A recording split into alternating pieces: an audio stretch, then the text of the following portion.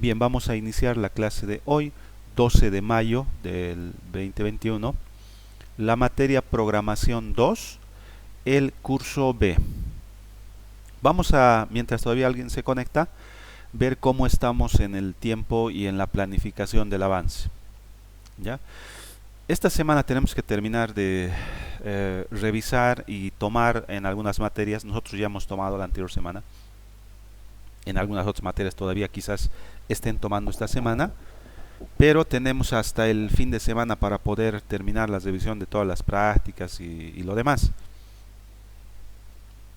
Así que si es que todavía alguien no ha presentado las prácticas, puede hacerlo todavía, pero en un máximo de, digamos, hasta el sábado en la noche, porque ya tendría que yo revisarlo el domingo.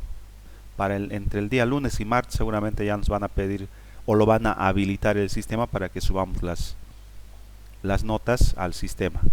Y en esta semana va a haber alguna corrección que se tenga que realizar si es que ha habido algún caso excepcional.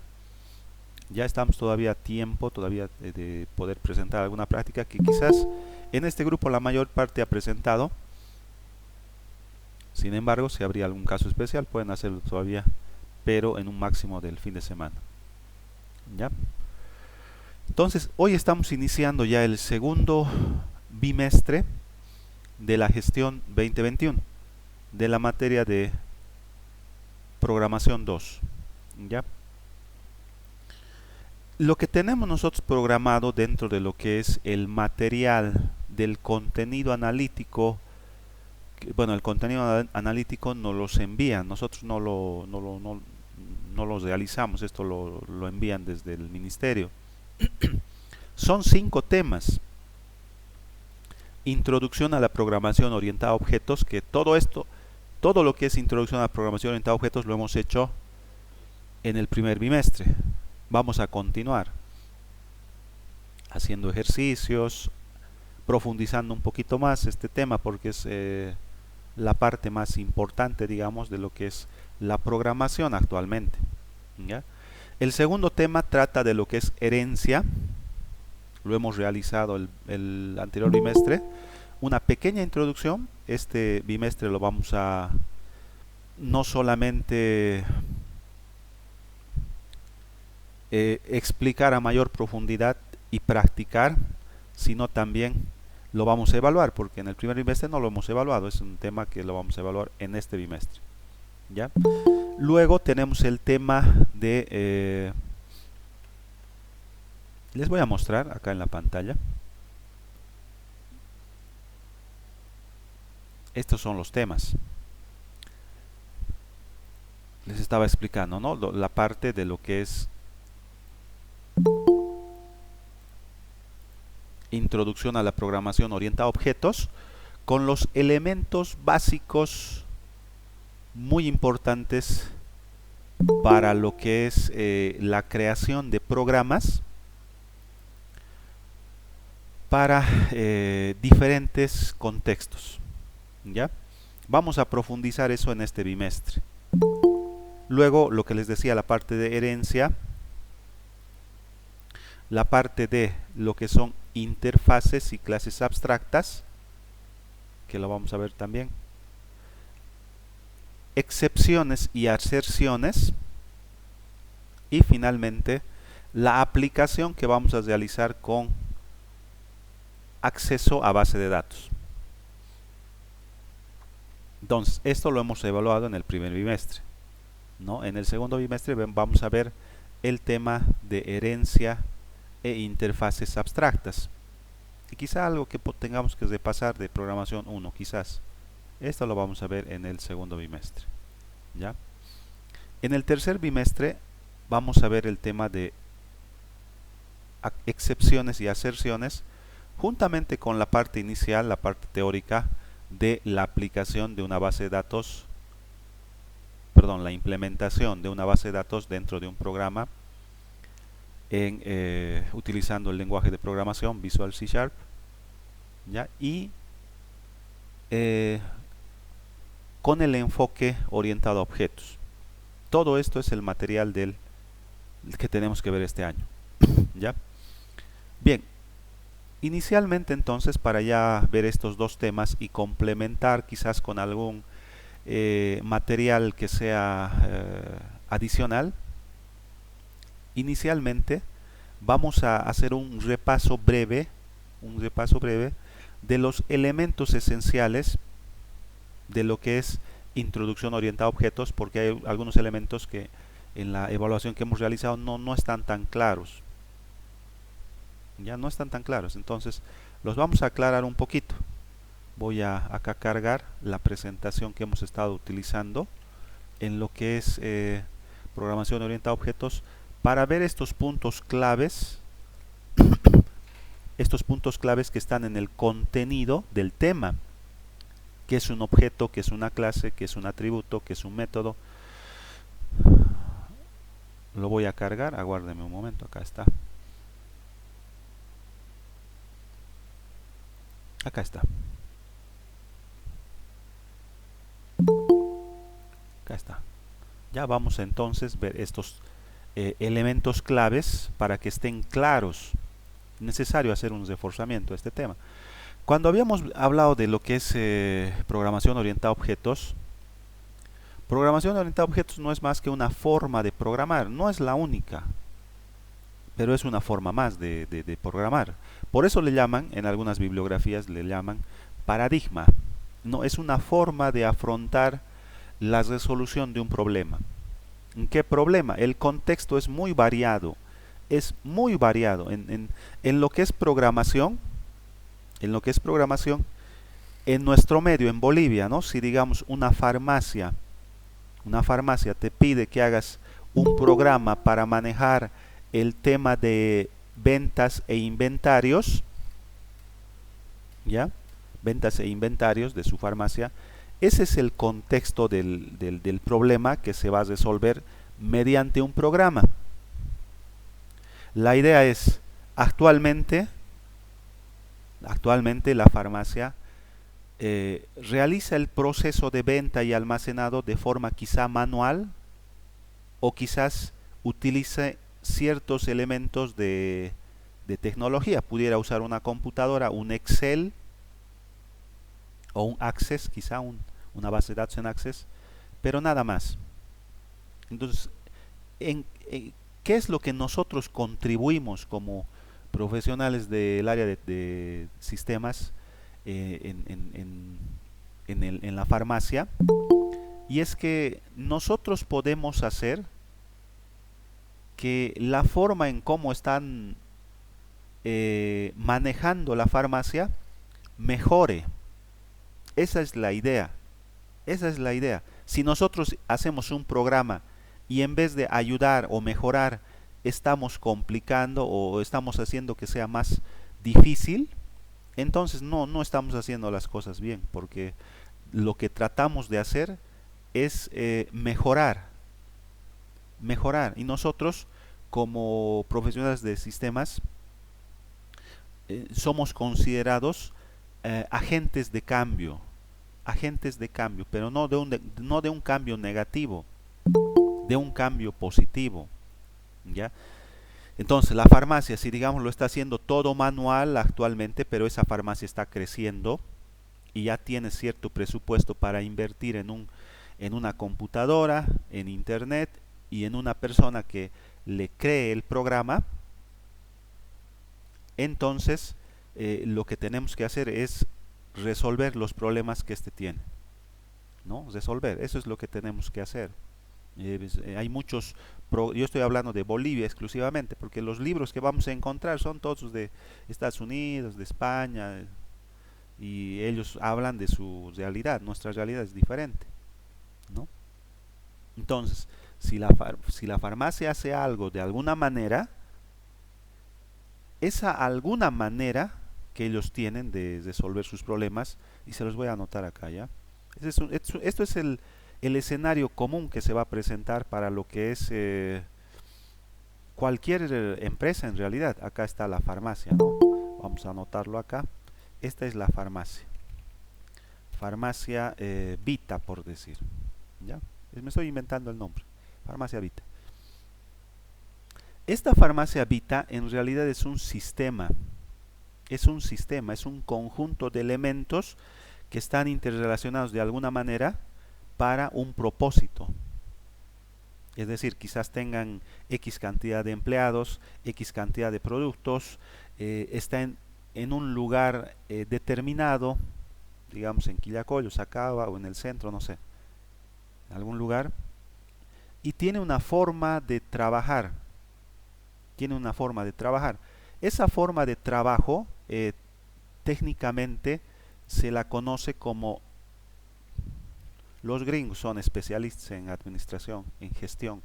Los gringos le llaman know-how, el cómo.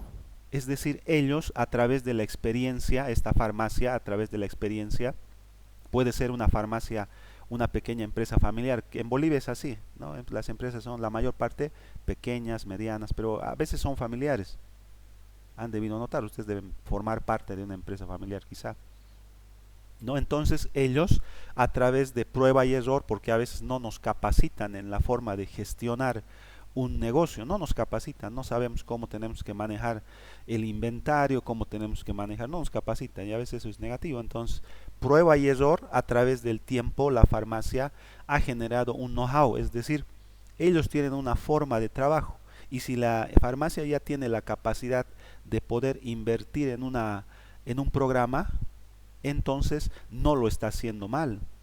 Quizás algún error pudiera estar cometiendo. Nosotros como personal que es del área de tecnología, podemos tal vez asesorarles, ¿no? Podemos asesorarles, hacer que mejore todavía más la forma en cómo ellos hacen las cosas. Ese es su know-how. El know-how es algo personal. ¿Por qué? Porque si ustedes van a comparar farmacia Vita, me estoy inventando, ¿no? Con farmacia Elías, San Elías se llama, ¿no? Esa farmacia de cerca de la universidad. Y ustedes analizan, van a hacer un programa para San Elías y han hecho un programa para Vita, van a ver que la forma como ellos manejan es completamente diferente. No es la misma forma, porque ellos igual han vivido otro tipo de circunstancias. Quizás ellos tienen todavía más clientes, es otro know-how, es otra forma de hacer las cosas. Entonces lo que tú estás haciendo en Vita no va a funcionar, no va a funcionar en San Elías. Si quisieras que funcione en Vita, en San Elías, en Farmacorp y en cualquier otra farmacia, el software que tienes que hacer es un software muy, pero muy, muy especial. Un software que se adapte a todos, pero eso es muy complejo. Es muy complejo. Jalasop estaba dando un diplomado, si no me equivoco, en lo que es software genérico. Ellos le llaman software comercial. Yo hago un software para panaderías y espero que cualquier panadería del país pueda usar sin ningún problema, pero eso no, desde mi punto de vista no es tan factible, porque cada panadería tiene su know-how, es decir, no es la misma manera. Y si tú le obligas a la panadería a adaptarse a tu sistema, a tu programa, estás cometiendo un error. ¿Por qué? Porque la empresa, cualquiera que ésta sea, farmacia, panadería, ferretería, lo que sea, tiene un know-how, es decir, funciona de una forma. Y si tú les dices, no, sabes, le estás haciendo mal, tienes que hacer así, tienes que adaptarte a nuestro programa, entonces no está bien eso. Tiene que ser al revés. Nosotros tenemos que hacer un programa que se adapte a la farmacia y no al revés. Ese es un problema muy recurrente en nuestro medio. Hay empresas que hacen software y hacen enlatados, ¿no? Este software es para todas las farmacias, pero no es verdad, porque las farmacias pueden ser diferentes una de otra, no es lo mismo, ¿no? Vas a tener que adaptar y le vas a tener que decir a la farmacia, no tienes que hacer de esta otra forma.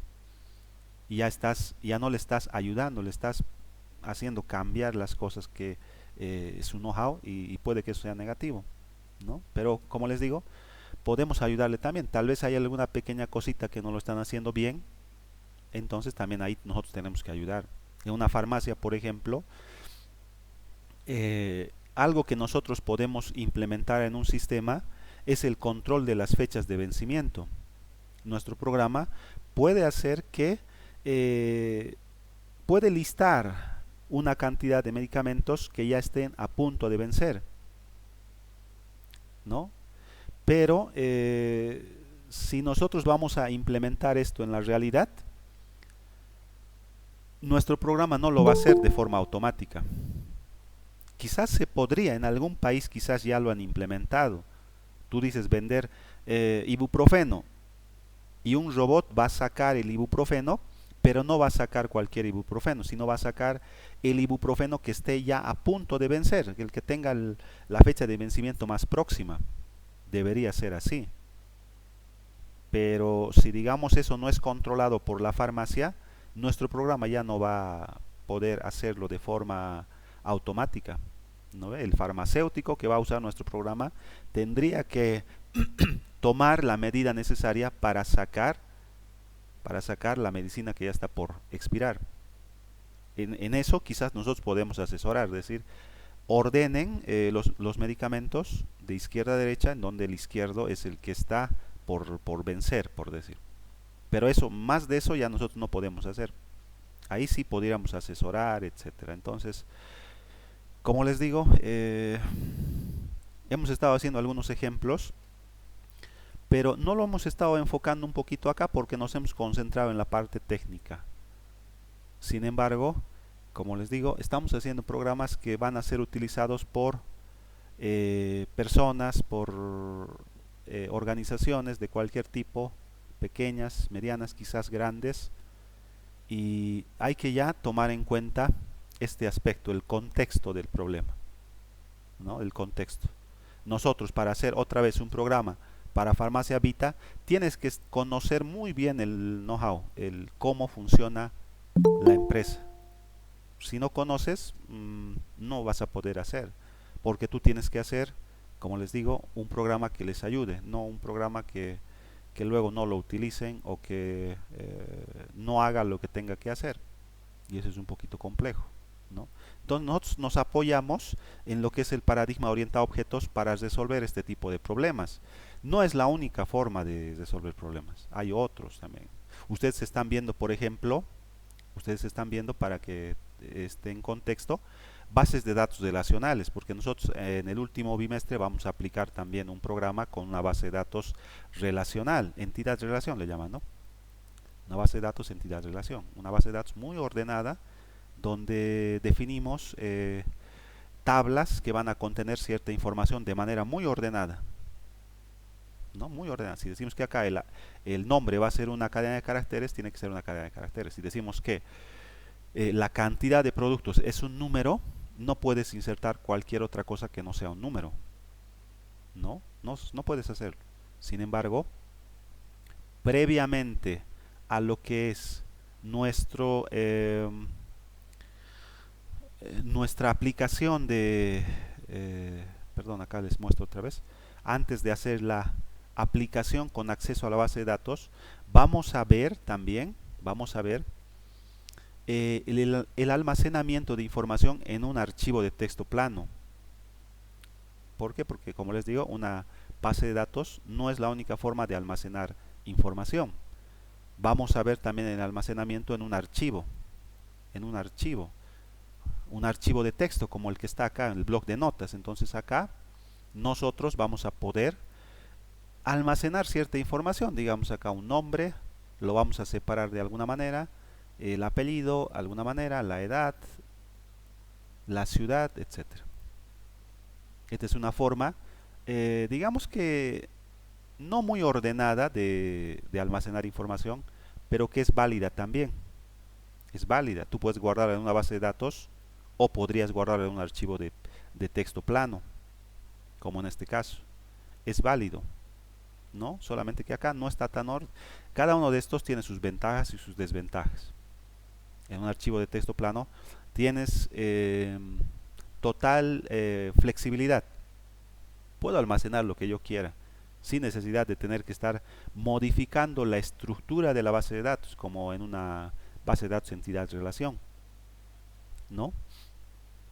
Y si alcanza el tiempo podemos ver también hay algunas bases de datos como por ejemplo Firebase, que es un tipo de base de datos que utiliza árboles JSON, no sé si han escuchado, son árboles JSON, ¿no? Acá tienes una estructura de árbol.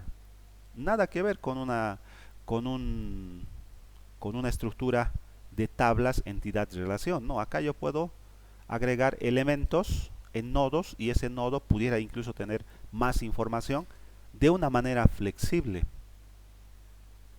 Entonces acá nosotros podemos almacenar de una manera muy interesante, ¿no? Entonces no es la única forma entidad relación, ni archivos de texto. Hay otras también, como las bases de datos NoSQL, como las que maneja Firebase, que lo maneja en árboles JSON. Lo mismo en programación, no es la única forma programación orientada a objetos, hay otros tipos de programación también, ¿no? Solamente que ahora se está utilizando bastante este paradigma. ¿Por qué? Porque los lenguajes más usados es el justificativo de llevar C Sharp en esta materia. Uno de los lenguajes más usados es C Sharp. Acá está. C Sharp es uno de los más usados. Ese es el justificativo del por qué estamos llevando Visual C Sharp, Microsoft Visual C Sharp en programación 2. Entonces, ¿qué es lo que hemos nosotros visto? Porque estamos haciendo un breve repaso, porque por el examen es necesario hacer un reforzamiento a esto, porque no se ha entendido bien. En programación orientada a objetos, tenemos que nosotros como programadores o como gente que va a hacer programas, tenemos que aprender a ver todas las cosas como objetos que pueden ser modelados en un lenguaje de programación. En el ejemplo de la farmacia, tenemos el cajero. El cajero es quien va a realizar las ventas en la farmacia, ¿no? El cajero es un objeto real complejo, muy complejo, pero si nosotros queremos modelar y colocar modelar el cajero dentro de nuestro programa, vamos a tomar en cuenta solamente los aspectos que sean relevantes.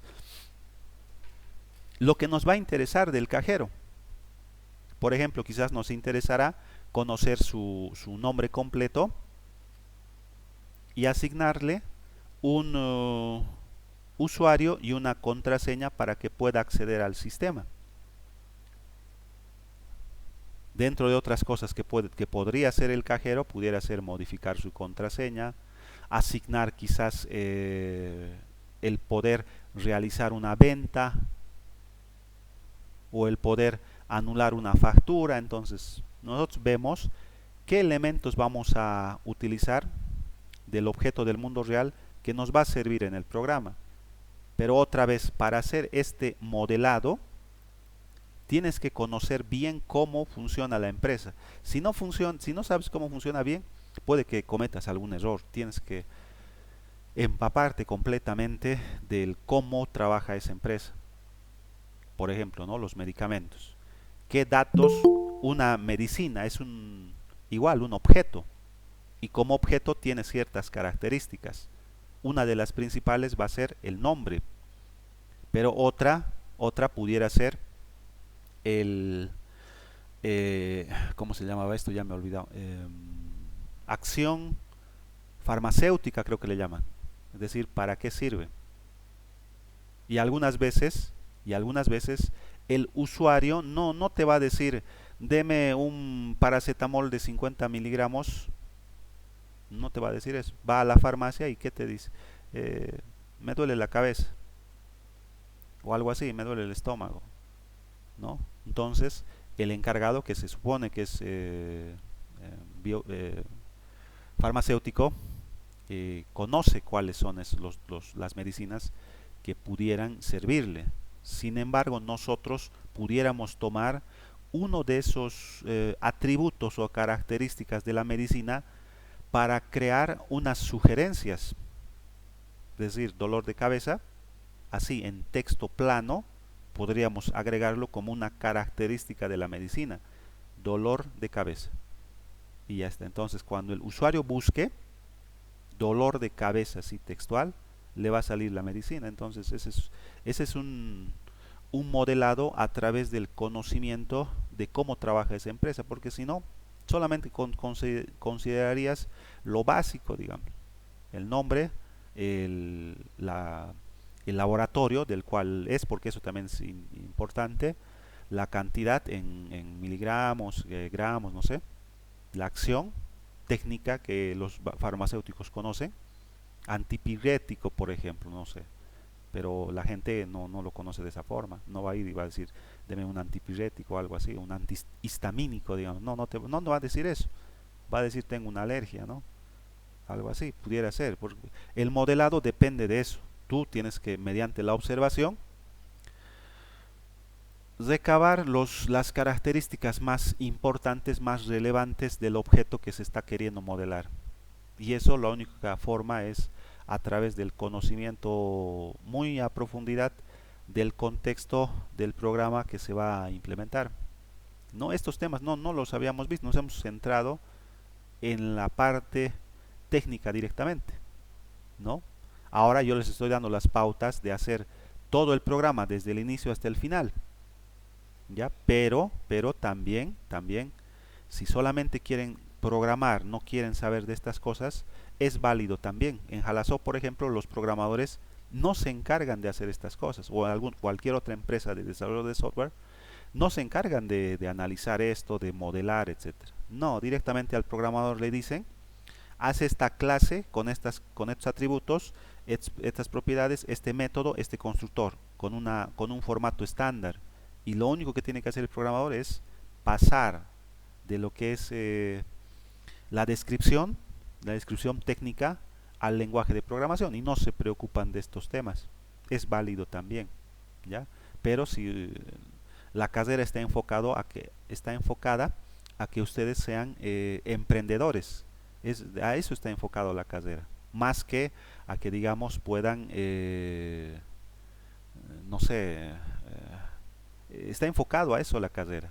Ese es el objetivo que se tiene, ¿no? Que ustedes emprendan algo, que generen, y más bien que ustedes en vez de trabajar en una empresa, constituyan una empresa y contraten más bien, es de eso se trata, ¿no? Entonces para hacer eso tienes que conocer todo desde el principio hasta el fin, si no, simplemente programación, te dicen lo que tienes que hacer en el lenguaje y hasta ahí nomás llega tus límites, pero ya no pudieras avanzar más, te quedas estancado ahí, ¿no? Luego, entonces el contexto del problema es ese, ¿no? Hay un observador, hay un mundo real, hay un problema, nos tenemos que hacer un modelado, ¿en base a qué? A observación, a planteamiento de estrategias y obviamente parte de esto es la implementación de la solución, ¿no? Es decir, lo que hemos estado haciendo nosotros, directamente agarramos Visual Studio y empezamos a codificar, ¿no? Pero como les digo, no nos hemos enfocado mucho en este tema, pero es importante también conocerlo.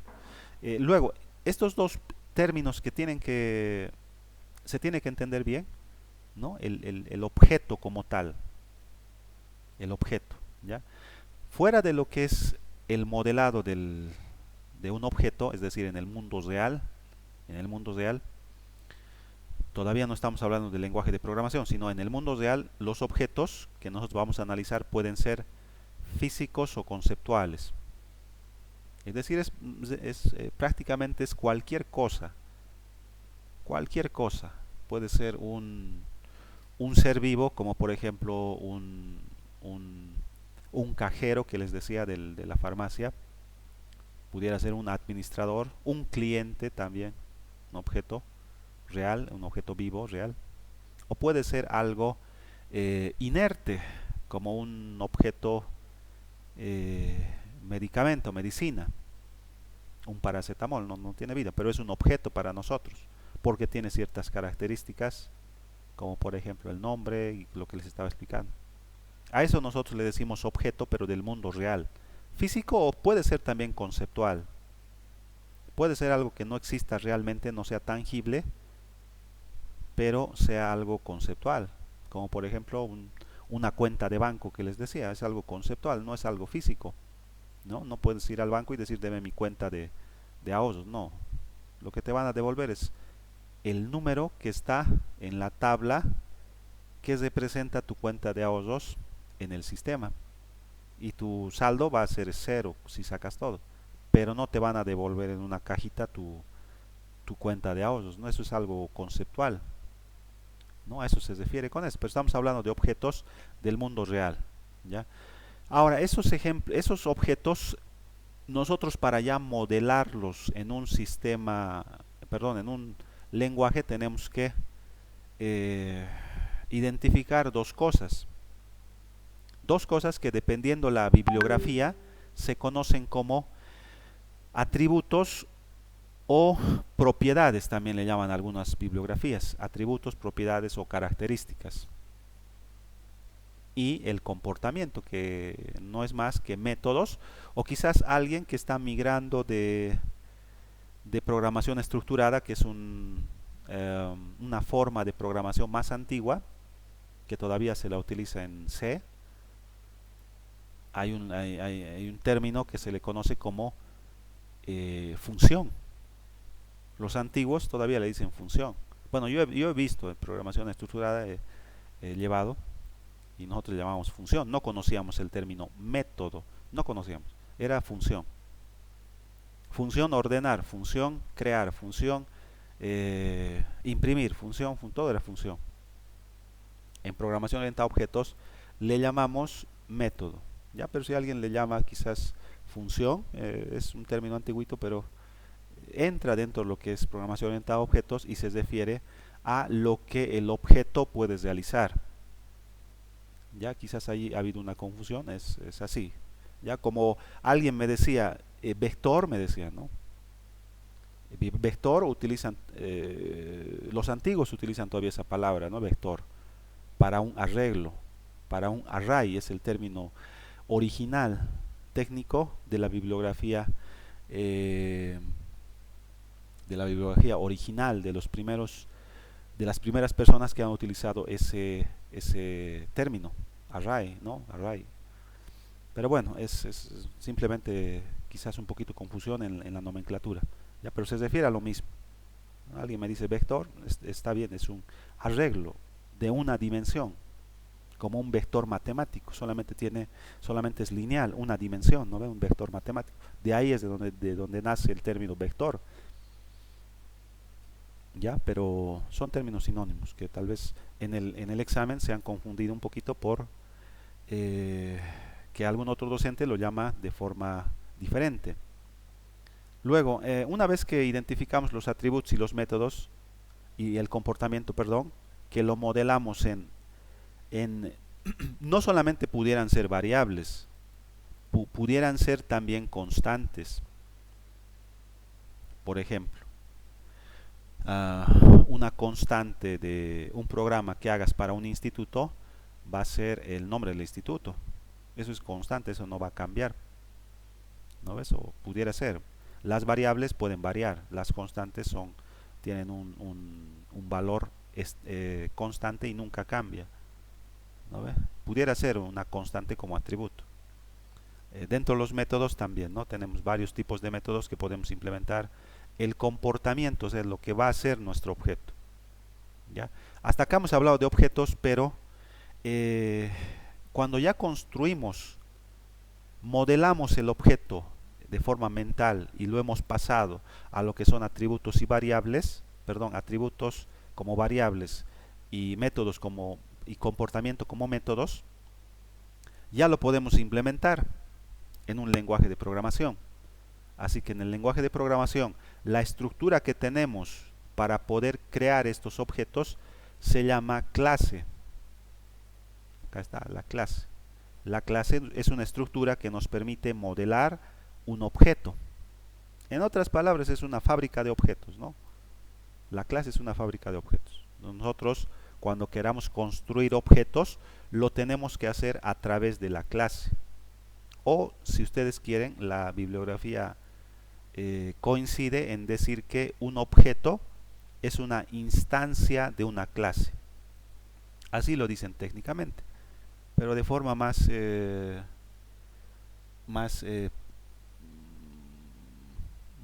entendible, en realidad una clase es una fábrica de objetos, o un objeto es construido a través de una clase. Es eso, ¿no? Entonces, si nosotros hemos definido en una clase ciertos atributos como la edad, la fecha de nacimiento, la carrera, etcétera.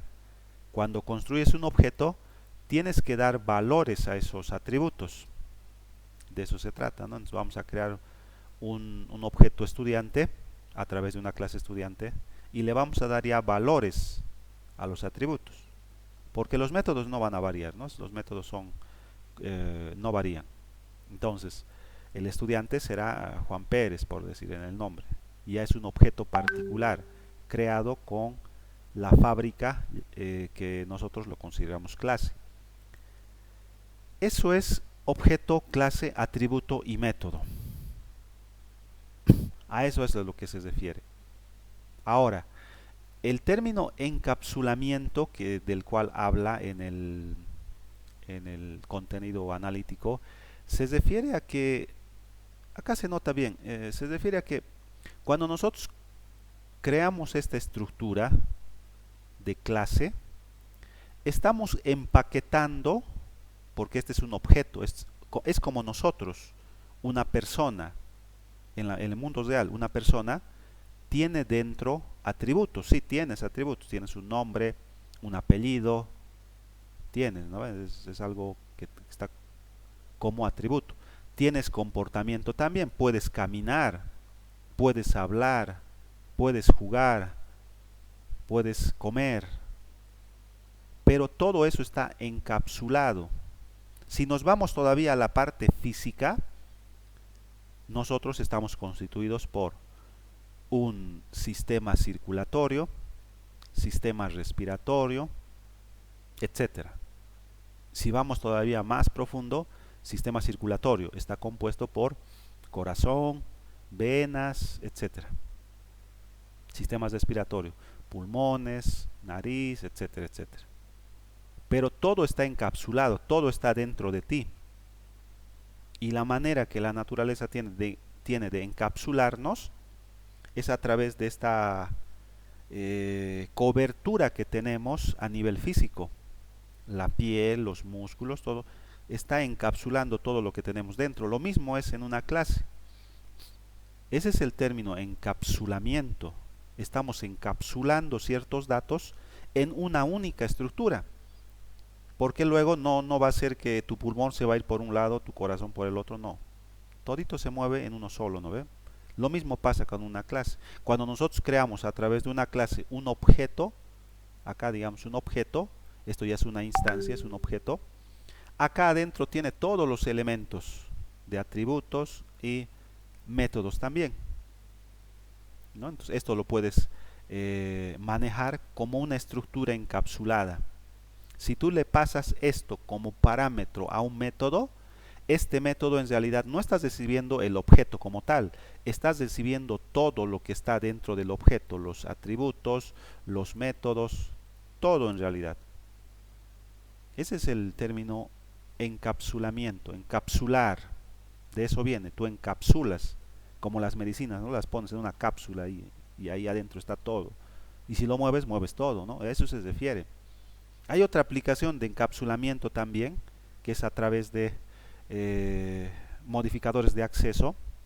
Nivel de encapsulamiento se llama eso. Pero eso un poquito más adelante lo vamos a hacer con un ejemplo, ¿no? Private, public, protected, eso también es un nivel de encapsulamiento. Un nivel de encapsulamiento.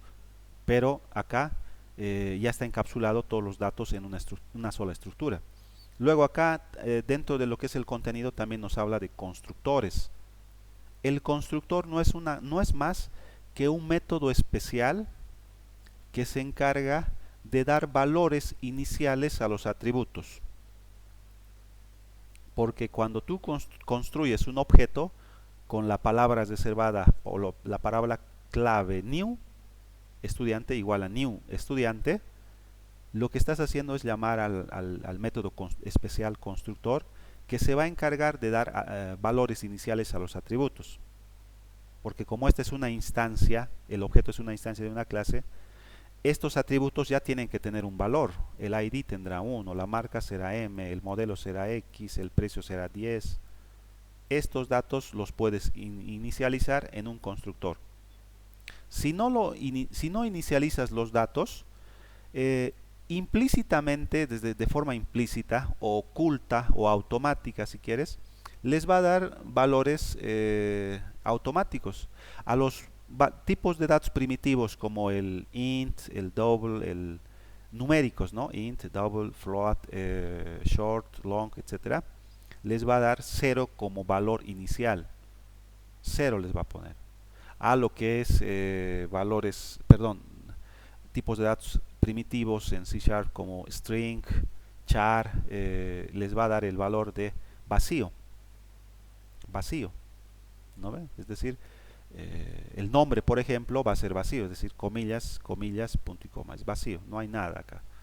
Ya, vacío es diferente de null, por si acaso. Null es cuando tenemos un objeto que no está instanciado, eso es null. Esto es un tipo de dato primitivo. Luego, ¿qué más dice acá? Eso es lo que hace un constructor, ¿no?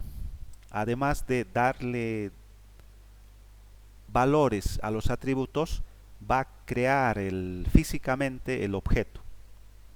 Si no lo construyes físicamente o lo instancias, es el término correcto, entonces el objeto puede estar declarado, pero no construido, no instanciado. Y si no está instanciado, no lo puedes utilizar hasta que lo instancies. ¿No? Una parte les he explicado de cómo maneja la memoria, lo que son las variables primitivas, que las maneja de manera muy simple. Es una cajita, ¿no? Una variable es una cajita que está en la memoria y que ahí adentro puedes poner un solo valor. Pero el objeto no es una cajita que está en la memoria, es simplemente una dirección. Es como si en la memoria estuviera una tarjetita que dice el objeto está en el estante 5 en la fila 2.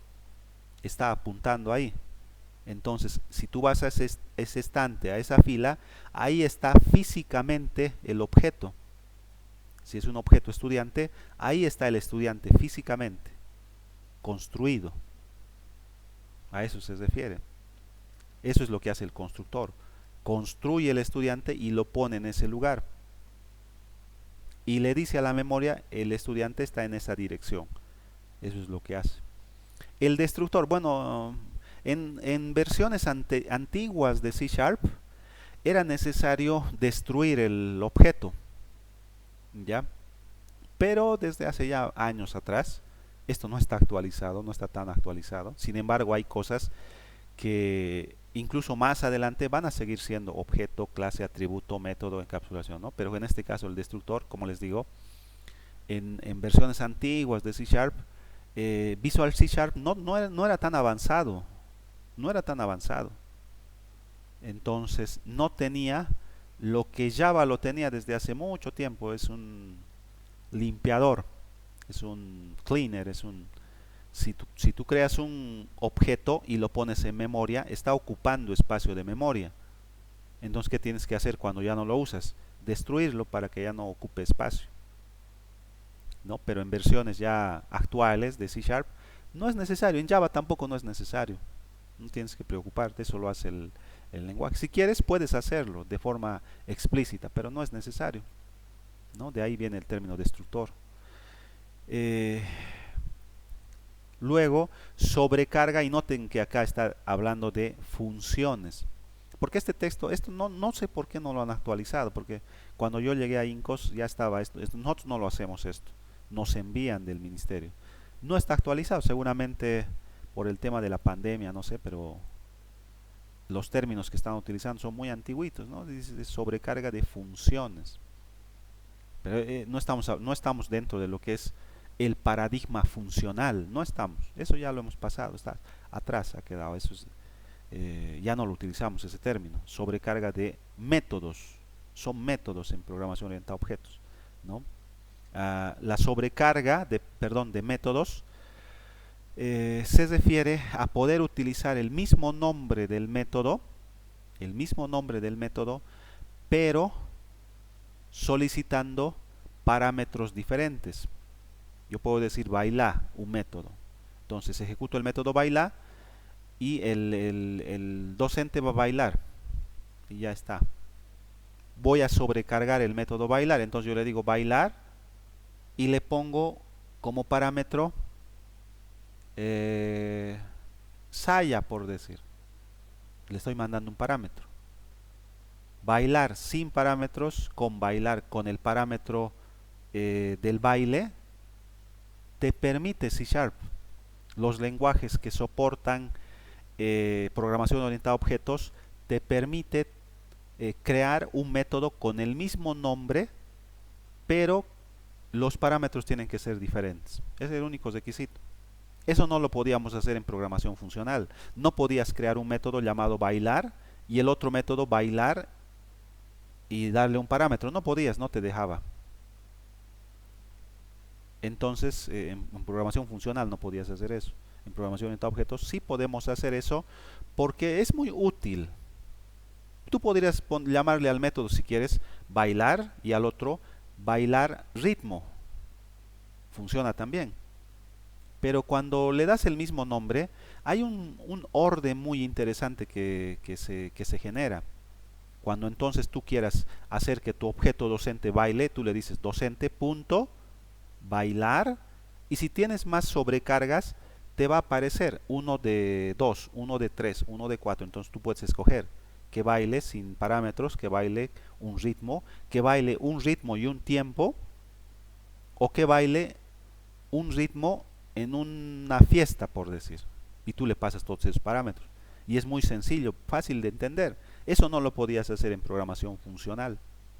Por eso es que la sobrecarga es bastante interesante en ese sentido. Les he mostrado. Ahora no estamos haciendo la aplicación práctica. La siguiente clase, pura aplicación práctica de estos términos que les estoy diciendo, que es muy importante que esté claro, porque si no van a tener problemas en el momento de que hagamos los archivos de texto, y más todavía cuando trabajemos con base de datos, si no entienden estos conceptos que son fundamentales.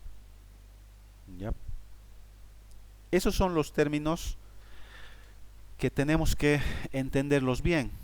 Entonces hemos hecho un pequeño repaso a lo que nos está proponiendo como contenido. Esto es, como les digo, esto es lo que nos envían directamente de lo que es el Ministerio de Educación. Es lo que tenemos que enseñarles. Algunas cositas más estamos agregando porque es necesario, porque como les digo, todavía no han actualizado esto, falta actualizar. Hay que tal vez agregar algunas otras cositas, etc. Pero más o menos está la base, ¿no ve? La siguiente clase, todo lo que les he explicado de forma teórica, que lo estoy grabando, lo vamos a implementar en un ejemplo práctico. Otra vez, porque en la anterior clase, medio que por el trajín del tiempo, nos estaba pisando el tiempo, no sabíamos cuándo iba a terminar el primer bimestre y estábamos con ese trajín. Y luego no teníamos autoridades todavía en el instituto y no sabíamos. Pero ahora ya tenemos una planificación, ya sabemos que tenemos cierto tiempo. Así que la siguiente clase, con calma, vamos a hacer... Bueno, yo lo voy a adelantar algo para que nos alcance el tiempo, porque no tenemos tampoco mucho tiempo. Yo voy a preparar algo y les voy a mostrar todos estos conceptos otra vez en un ejemplo. Voy a pensar un poquito en un ejemplo que sea muy claro para implementar todo esto con una interfaz que voy a tratar también de hacerlo, cosa de que no demoremos en la parte de la interfaz, porque a veces ahí es donde me demoro, ¿no? Porque tengo que crear la ventana y etc. ¿Ya? Y lo vamos a hacer. Hemos estado trabajando con Windows Forms, ya que es una forma de poder crear interfaces de usuario, pero vamos a empezar ya a trabajar con WPF, Windows Presentation Foundation. Personalmente no me gusta tanto WPF porque hay cosas que no puedes hacerlo. Todavía, no sé por qué. Es más complejo hacerlo con WPF que con Windows Forms. Porque Windows Forms ya tiene una cantidad de años muy grande. Para aplicaciones de escritorio, obviamente, ¿no? Si haríamos una aplicación web, WPF lo ideal. Pero bueno, vamos a hacer una aplicación de escritorio utilizando WPF. No está dentro de lo que es el contenido, ya, pero les voy a enseñar a manejar en WPF con lo que es la parte básica del manejo de la interfaz, ya, y lo vamos a hacer desde este segundo bimestre. Ya vamos a aprender a manejar algunos contenedores, porque ahí en WPF manejamos interfaces de forma separada. ya es algo así como programación por capas. La interfaz la manejamos con un lenguaje, bueno, con un entre comillas lenguaje de etiquetas llamado XAML, muy similar al XML que deben estar utilizando en programación móvil, ¿no? Con Visual Studio, Java y XML, ¿ya? Pero eso lo vamos a ir haciendo con calma, ¿ya? Voy a terminar la grabación